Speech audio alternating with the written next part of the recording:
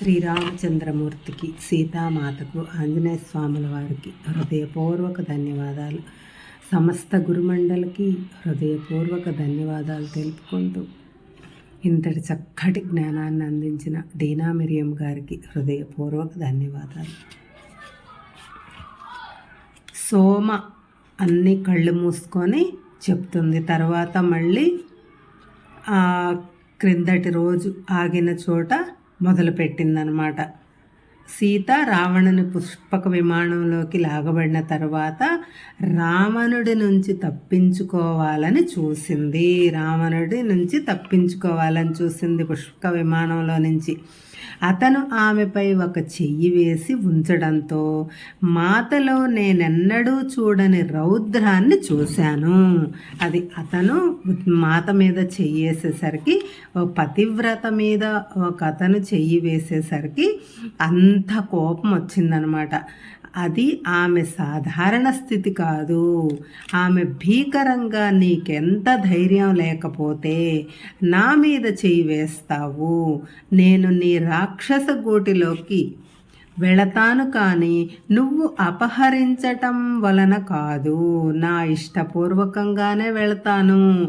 అంటే నా ఇష్టపూర్వకంగానే నేను వస్తున్నాను, అంతేకాని నువ్వు నన్ను తీసుకెళ్ళలేవు అని చెప్తుంది. ఎప్పుడూ ఎప్పటికీ నేను నీతో అపహరించబడను రావణ. ఆమె నుంచి వెలువడే జ్వాలల వల్ల అతను వెనుకకు తగ్గాడు. తన నుంచి వచ్చినది ఏమిటో అతనికి తెలియదు అని మాత హనుమతో చెప్పింది. కానీ ఆ అగ్నిజ్వాల రావటంతో మాత శరీరం అంతా వేడెక్కింది. ఆమె ఆ ముందు రోజు శ్రీరామునితో మాట్లాడిన, నా కన్నీళ్లను ఆపే ప్రశాంతతవు నీవే, ప్రపంచం కోసం నేను పడే బాధను స్వస్థపరిచేది నీవే అన్న మాటలు జ్ఞాపకం వచ్చే వరకు ఆమె శాంతించలేదు. శ్రీరాముడు కుటీరం వద్దకు వచ్చేసరికి తను కనిపించదు అన్న ఆలోచన రావటంతోనే ఆమె వేదనతో కుప్పకూలింది. ఆమె హనుమతో తాను సృహ కోల్పోకుండా ఉండటానికి పోరాడాలి అని చెప్పింది. ఆమె జాగరూకతతో ఉండాలని ఆమెకు తెలుసు. తర్వాత ఆమె తన ప్రియమిత్రుడు జటాయువు రాబందు పక్షి వారి వెనుక ఎగరటం చూసింది. ఆమె రామా అని అరవటం విని విమానంలోకి ఈడ్చుకు రాబడటం అతను చూశాడు. అతను సాహసంతో రావణుడితో యుద్ధం చేశాడు. కానీ రావణుడు అతని రెక్కలు విరిచి చంపినంత పని చేశాడు. జటాయువు నేల మీదకు ఒరిగిపోయాడు. మాత తన చెయ్యి విరిగినంత బాధతో ఏడ్చింది. అప్పుడు వాయుదేవుడు ఆమె మీదగా వీచి ఆమెను సేద తీర్చి, బిడ్డ, ఇది నీ మొదటి నష్టం మాత్రమే, చివరిది కాదు. నువ్వు నీ కోసం ఏర్పరచుకున్న లక్ష్యం సాధించాలంటే నువ్వు ఎన్నో త్యాగాలు అవసరం అని పలికాడు. అది ఆమెకు తెలివి తెప్పించింది. వాళ్ళు లంకకు చేరబోయే ముందు రావణుడు ఆమెను బందీగా చూసి ఆమె చేతులకు సంకెళ్ళు వేయటానికి ప్రయత్నించగా ఆమె పోరాడింది. ఆమె నీతో రావటానికి నేను ఒప్పుకోకపోతే ప్రపంచంలోని ఏ సంకెళ్ళు నన్ను బంధించలేవు, నాకు ఇష్టం లేకపోతే ఏవి నన్ను బంధించలేవు అని చెప్పింది. వారు దిగిన తరువాత ఆమె విమానం నుంచి బయటకు వచ్చి ఆమెను చూడటానికి వచ్చిన సమూహాలను, సైనికులు, పరివార సభ్యులు ముఖం మీద కట్టుతో శూర్పణఖలను చూసి ఆశ్చర్యపోయింది. వారు ఆ వాకిలి వద్దకు వెళ్ళగానే శూర్పణఖ ఆమె ముఖం మీద కొట్టి, ఇది నా ప్రతీకారం అంది. మత్తులో నడుస్తున్నట్టుగా మాత పెద్ద వాకిలి గుండా ఒక ప్రహరీ ఉన్న తోటలోకి ప్రవేశించింది. ఆమె తన ఆత్మనిగ్రహం తిరిగి తెచ్చుకుని తాను ఉండటానికి తగిన ప్రదేశాన్ని వెతకసాగింది. తోటకు చివరలో ఒక పెద్ద అశోక వృక్షం ఆమెను పిలుస్తున్నట్లు అనిపించింది. ఆమె వెళ్ళి ఆ చెట్టును ఆనుకొని కూర్చుని తాను దాని రక్షణలో ఉన్నట్టు భావించింది. క్రూరమైన చూపులతో ఉన్న కొంతమంది స్త్రీ కాపలాదారులు ఆమెను చుట్టుముట్టారు. కాపలాదారుల్లో ఒకరు ఆమెకు ఒక బుట్ట నిండా పండ్లు, కొంచెం నీరు తీసుకువచ్చింది. వారందరిలోకి ఆమె కళ్ళు కరుణను వ్యక్తీకరిస్తున్నాయి. రాజకుమారి సీత, దప్పిగొని ఉంటావు, ఈ నీరు త్రాగి కొంచెం పండ్లు తిను. సీత గబగబా నీరు తాగి ధ్యాన స్థితిలోకి వెళ్ళింది. ఆమె మనస్సు మబ్బు కమ్మినట్లుగా అవబోతే ఆమె దానిని మెలకువగా ఉంచటానికి ప్రయత్నించింది. ఆమె శ్రీరామునితో తన బంధాన్ని తిరిగి ఏర్పరచటానికి ప్రయత్నించింది. దానివలన ఏం జరిగిందో తను ఎక్కడ ఉందో అతనికి తెలుస్తుంది అనుకుంది. అతని పేరును పదే పదే ఉచ్చరించి ఆమె ప్రయత్నించింది. కానీ అతని ఉనికిని అనుభూతి చెందటం కానీ బదులును పొందటం కానీ జరగలేదు. గతంలో ఆమె ఎప్పుడు పిలిచినా వెంటనే ఆమె ఉద్వేగాలను శాంతింపచేయటానికి అతని సాన్నిధ్యం లభించేది. ఆమె తన ప్రశాంతతను నిలబెట్టుకోవటానికి, చెడు ఆలోచనలు రాకుండా ఉండటానికి, అంటే అతను తనను పిలిచినట్టుగా ఏదో జరిగి ఉంటుంది అన్న భావం రాకుండా ఉండటానికి ప్రయత్నించింది. ఆమె అక్కడ ఏమీ తినటం కానీ తాగటం కానీ చెయ్యకూడదు అనుకుంది. ఆమెకు అంతవరకే తెలుసు. చీకటి పడేసరికి ఆమె నిరాశ తీవ్రమై పార్వతీదేవిని పిలిచింది.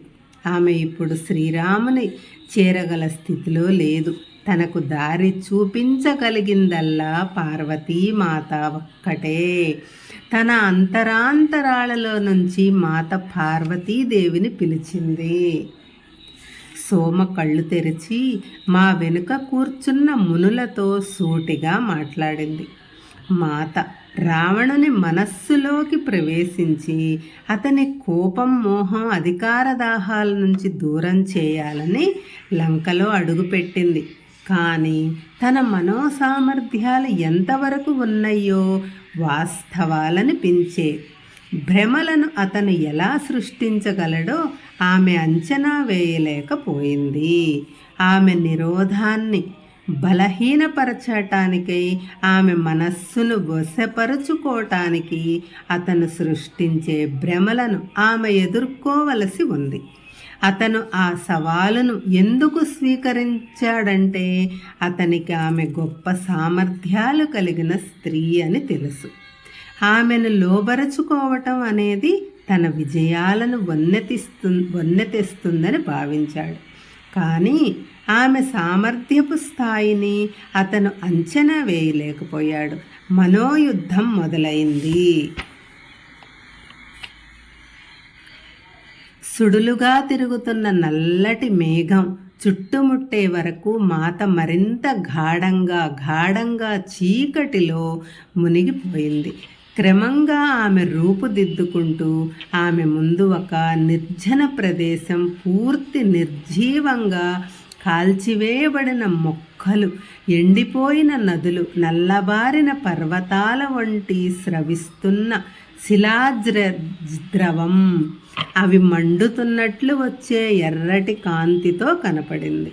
సూర్యుడు, చంద్రుడు, నక్షత్రాలు ఒకానొక దట్టమైన పొర వెనుక అదృశ్యమై ఊపిరి ఆడకుండా ఉన్నాయి. ఆ ప్రదేశాన్ని చూస్తూ ఉండగానే అది విస్తరిస్తూ బయటపడే మార్గమేది కనపడలేదు. చివరికి ఆమె వేదనతో మృత్యు కుహరంలాగా ఉన్నది. ఇది ఏ ప్రాంతం అని అడిగింది. ఆమె తన దగ్గర నుంచి కొన్ని అడుగుల దూరం మాత్రమే చూడగలిగింది. అకస్మాత్తుగా కొన్ని శవాలు, సగం కుళ్ళిపోయినవి, కొన్ని శరీర భాగాలు తినబడిన ముఖాలు కనపడ్డాయి. ఆమె వెనుక అడుగులు వేసింది. అవి ఆమెను గమనించి దగ్గరకు లాక్కున్నాయి. మీకు ఏమైంది? ఈ విధంగా చేసిందెవరు అని ఏడుస్తూ అడిగింది. ఆ శవాలు లేచి మాట్లాడటం మొదలుపెట్టాయి. అవి చెరచబడి రూపం చెరిపివేయబడిన స్త్రీలుగా మారటాన్ని మాత గమనించింది. అప్పుడు ఆమె అవి రావణుడిచే హింసించబడి, కొన్ని అతనిచే చంపబడి, మరికొన్ని అతను లోబరుచుకోవటం వల్ల స్వయంగా చనిపోయిన స్త్రీలవి అని గుర్తించింది.